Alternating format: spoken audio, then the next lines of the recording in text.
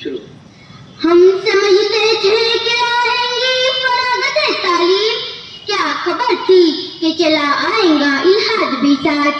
صدر وقار، منصفان محفل اور سامعین النواز، موجودہ تعلیمی نظام میں آج بھی سامراجیت کا زہر موجود ہے جسے 11ویں کالے نے کہا تھا کہ ہمارا مقصد ایسے تعلیمی یافتہ افراد پیدا کرنا ہے جو اپنی رنگ و نسل کے اعتبار سے ہندوستانی ہو مگر ذہن و فکر کے اعتبار سے انگریز ہو.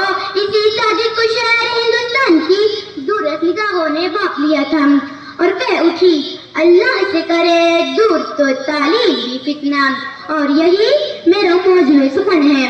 معزز سامعین، تعلیم معرفت خداوندی کی اصول کا دریا، تعلیم عرفان حقیقی کا قدینہ، تعلیم تحقیق السلوک و شعور، تعلیم تہذیب و اقدار کا معمار، تعلیم قدرت ذاتی کا موجب، تعلیم مہذب سماج کی تعمیر اور بھٹکتی ہوئی انسانیت کا چراغ رفت ہے. مگر اس سے منفعت جب بھی جب تعلیم اللہ اور اس کے رسول کی رضا و منشا کے مطابق ہو، ورنہ یہ بجائے دو ہدایت کے گمراہی و ضلالت کا موجب، بجائے معرفت خداوندی کے انکار ربوبیت، بجائے شائستگی کے اخلاقی تنزلی و بگاڑ کا ذریعہ، بجائے قدرت ثابت کے سرکشی و تکبر کی علامت بنتی ہے. معزز سامعین، اب اصلی درسگاہ ہے بجائے میں تربیت کے فتنے پروری کا سبب بن رہی ہے.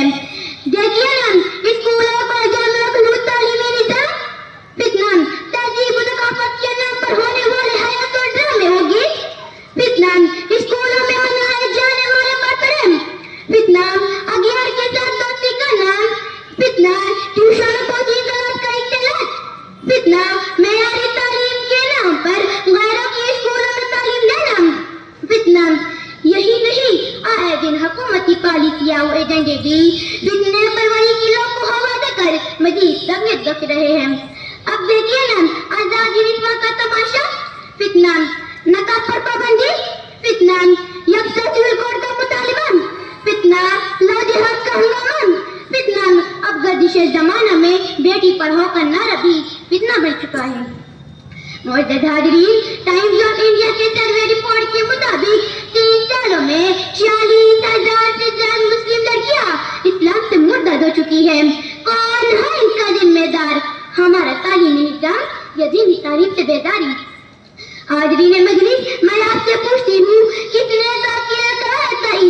اس ساری مشنری اسکولوں میں کتنے مخالفوں نے لا کر اپنی آنکھیں موند لی، کتنے اعلیٰ تعلیم کا خواب دکھا کر انہیں روشن خیال بنایا. معزز سامعین، کیا دینی تعلیم اتنی بے خود ہو گئی ہے کہ اسے حاصل کر کے زندگی نہیں گزاری جا سکتی؟ کیا ہمارے تعلیمی ادارے اتنے کمزور ہو چکے ہیں کہ ان میں ہمارے بچوں کا مستقبل تابناک نہیں بن سکتا؟ کیا دنیا ڈگریاں ہمیں آخرت میں کامیابی دلا سکتی ہے؟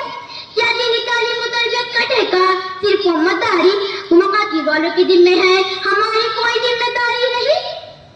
دیدہ و سامعین، مت بھولیے کہ ملعون تسلیم منظرین کا باپ مولوی تھا مگر کرسچین مشنریز کی تعلیم نے اسے اسلام کا باغی بنا دیا. مت بھولیے ملعون سلمان رشدی بھی انگلینڈ کی رگبی اسکول کا طالب علم تھا. مت بھولیے ان لڑکیوں کا حشر جنہوں نے استعداد کی رفت نہیں یا تو انہیں بے دردی کے ساتھ قتل کر دیا گیا یا جنسی استحصال کر کے بے یار مددگار چھوڑ دیا گیا. مت بھولیے وہ علم نہیں فتنہ ہے جو تعلیم کے نام پر تمہاری عزت و آبرو اور مذہبی شناخت چھین لے. اے فاطمہ الزہرا کی بیٹیاں، حیا کی چادر ہی تمہاری عزت و ذات کی ضامن ہے. اے بنت مریم، یہ دنیا شہرت و دولت محسن دنوں کا تماشا، اصلی زندگی تو آخرت کی ہمیشہ میں زندگی ہے. اے دختر عائشہ، اپنا لو سیرت عائشہ، مت کرو خود کو اور اسلام کو رسوا. یاد رکھو اللہ کے نزدیک سب سے محبوب ترین دین اسلام ہے.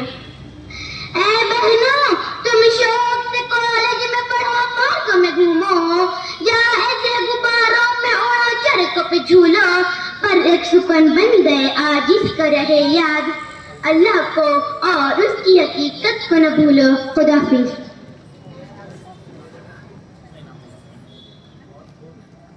जूनियर ग्रुप के नंबर 5